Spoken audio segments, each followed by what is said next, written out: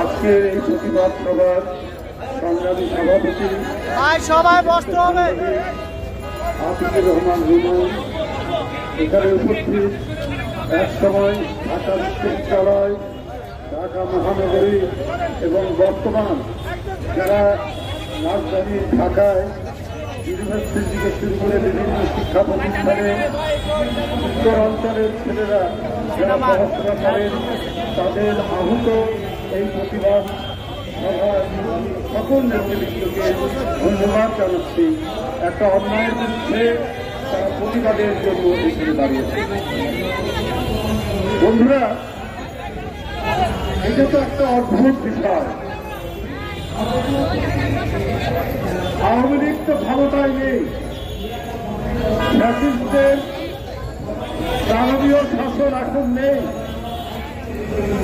আমরা বিগত 16 বছরে আওয়ামী লীগের ছাত্র সংগঠন, ছাত্রলীগের দৌরাত্ম দেখেছি, নির্যাতন দেখেছি, যেখানে বিশ্ববিদ্যালয়, স্কুল কলেজের ক্যাম্পাসে নিপীড়ন নির্যাতনের অতিষ্ঠ ছিল বিরোধী মতের ছাত্ররা। আজ তাতেই আরো এক পরিবর্তিত পরিস্থিতি। আমরা সবাই একটু স্বস্তিতে থাকতে চেয়েছি।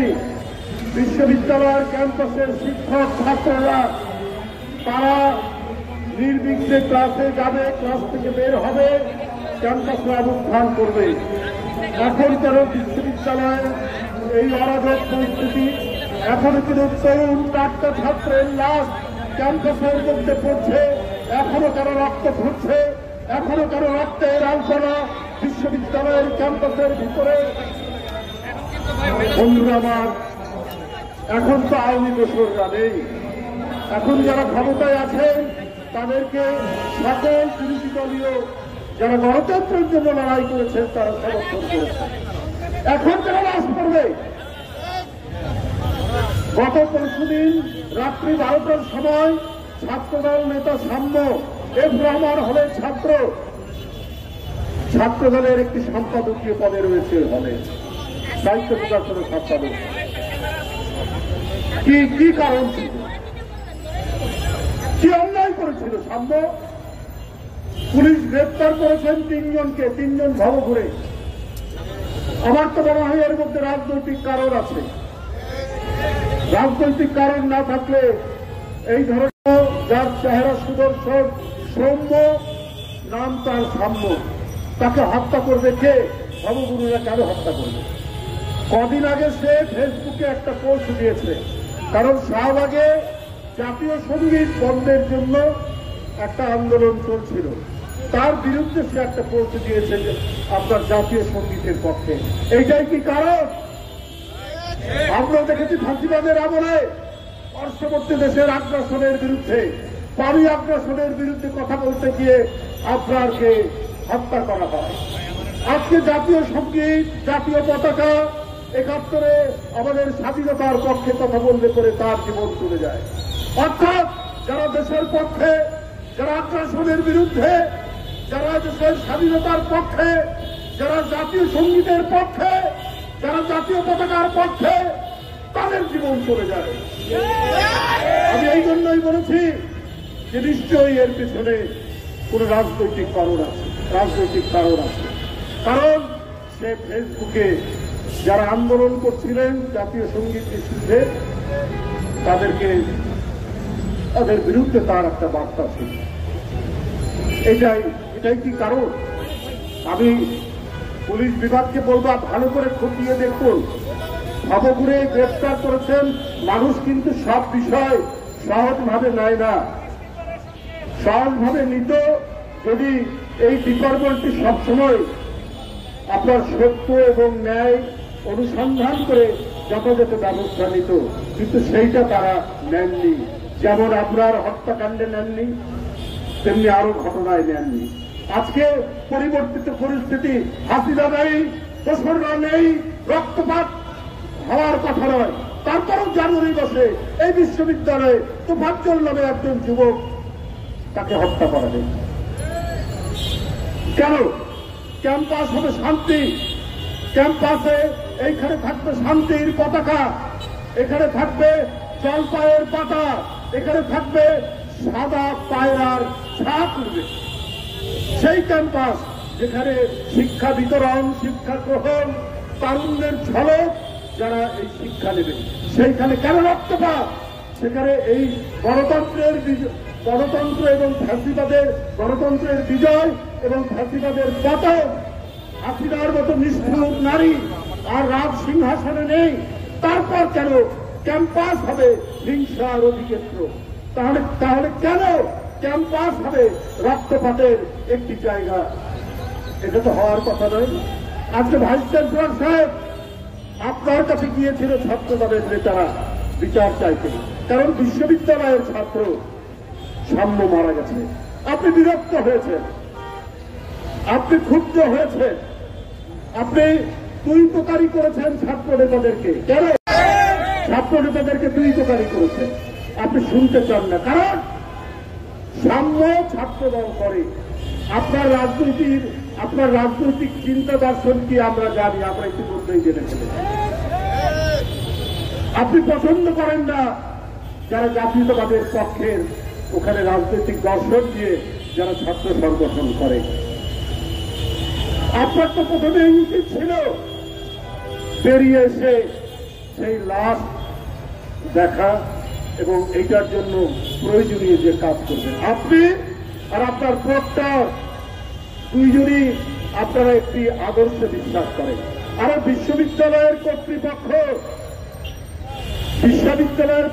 কর্তৃপক্ষ নদীর কি বলে যে নদীর ওই যে কি বলে বালু অনেক সময় দখল নেয় না, সেই চর দখলের মতো যদি আপনারা কোন গ্যাংয়ের প্রধান হন তাহলে তো ওটা বিশ্ববিদ্যালয় বলা যাবে না। আপনাদের মাথায় যে দর্শন ওইটা ইমপ্লিমেন্ট করার জন্য কাজ করছেন। বাংলাদেশের অনেক বিশ্ববিদ্যালয়ে বর্তমান অন্তর্বর্তীকালীন সরকার এই ধরনের ভাইস চ্যান্সেলর নিয়োগ দিয়েছেন যারা এই কাজটি করছেন।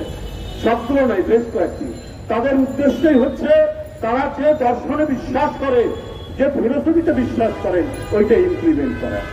কিন্তু আমরা যুগ যুগ ধরে দেখেছি যে বিশ্ববিদ্যালয়ে যে আদর্শে বিশ্বাস করুক ভাইস চ্যান্সেলর, ওটা তার ব্যক্তিগত। কিন্তু উনি যখন একটি প্রশাসনের প্রধান হন, উনি তো শিক্ষক, উনার কাছে প্রতিটি ছাত্র সংগঠন, প্রতিটি ছাত্র সমান মর্যাদা পাবে। তিনি বিশ্ববিদ্যালয়ের শান্তি রক্ষার জন্য সবার সাথে কথা বলবেন। কিন্তু উনি যদি রত হয়ে যান, উনি যদি তার বিশেষ দর্শনকে প্রতিষ্ঠিত করার কাজে নেমে যান, তাহলে বিশ্ববিদ্যালয় কখনোই শান্তিপূর্ণ হবে না, বিশ্ববিদ্যালয় কখনোই এখানে স্বস্তি বয়ে আসবে না। অন্তর্বর্তীকালীন সরকার আপনার জানি না কাদের প্রতিনিধিত্ব করছেন, আপনাদেরকে আমরাও সমর্থন করেছি, এখনো করে যাচ্ছি। কিন্তু এনসিপি যখন আপনাদের এই যমুনার দিকে যায়, প্রধান উপদেষ্টার বাসার দিকে, তখন তাদের সাদরে বরণ করে।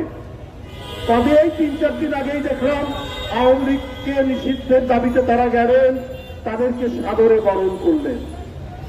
আর জগন্নাথ বিশ্ববিদ্যালয়ের ছেলেরা তাদের আবাসনের জন্য গেল, তাদেরকে আপনারা উপহার দিলেন লাঠিচার্জ, তাদেরকে উপহার দিলেন টিয়ার গ্যাস, তাদেরকে উপহার দিলেন সাউন্ড গ্রেনেড। আপনি অন্তর্বর্তীকালীন সরকার আপনারা রয়েছেন, আপনারা নাকি সবাই সুশীল সমাজ, আপনারা নাকি সুশীল সমাজের লোক, জ্ঞানীগুলি ব্যক্তি, কিন্তু আপনাদের আচরণের মধ্যে এই বিচারিতা কেন? আপনাদের আচরণের মধ্যে এই বিভাজন কেন? আজকে এই উপমহাদেশ অশান্তিতে ভরে উঠেছে, অনেক চক্রান্ত ষড়যন্ত্র চলছে, অনেক কিছু ঘটনা হচ্ছে। না তাকিয়েই এইখানে আপনাদের মতো করে দেশ চালাবেন। কিন্তু এই যে ফ্যাসিবাদের পতন হয়ে পালিয়ে গেছে, তাদেরকে মদত দেওয়ার অনেক শক্তি রয়েছে যারা দিচ্ছে। সুতরাং ডানে বামে সব দিকে তাকিয়ে যথাযথভাবে দেশ শাসন করুন, নাহলে কেউ রক্ষা পাবেন না। কোন বিশেষ রাজনৈতিক দল বা কোন আদর্শকে প্রতিষ্ঠিত করতে গেলে আপনারা কিন্তু জনগণ ধরে ফেলবে।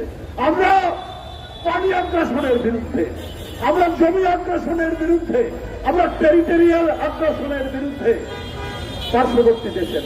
আবার একই দিকে আমরা স্বাধীনতার পক্ষে, আমরা জাতীয় সঙ্গীতের পক্ষে, আমরা জাতীয় পতাকার পক্ষে, আমরা ৭১-এর স্বাধীনতা যুদ্ধে যারা শহীদ হয়েছে তাদের পক্ষে। আমরা তাদের বিদায়ী আত্মার আমরা মাগফিরাত কামনা করি। স্বাধীনতার ঘোষক শহীদ রাষ্ট্রপতি জিয়াউর রহমান এদেশের একজন সূর্য সন্তান, এদেশের এক মহিমান্বিত রাষ্ট্রনায়ক।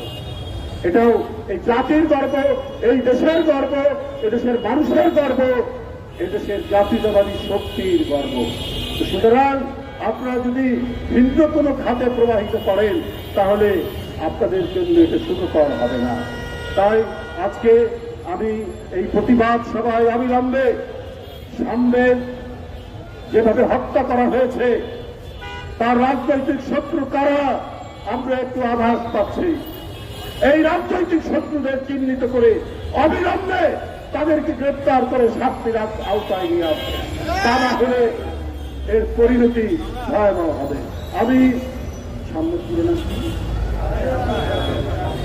শাহরিয়ার আলম সামনের আত্মার মাগফিরাত কামনা করে আমি আমার বক্তব্য এখানে শেষ করছি। খোদা হাফেজ। বাংলাদেশ জিন্দাবাদ।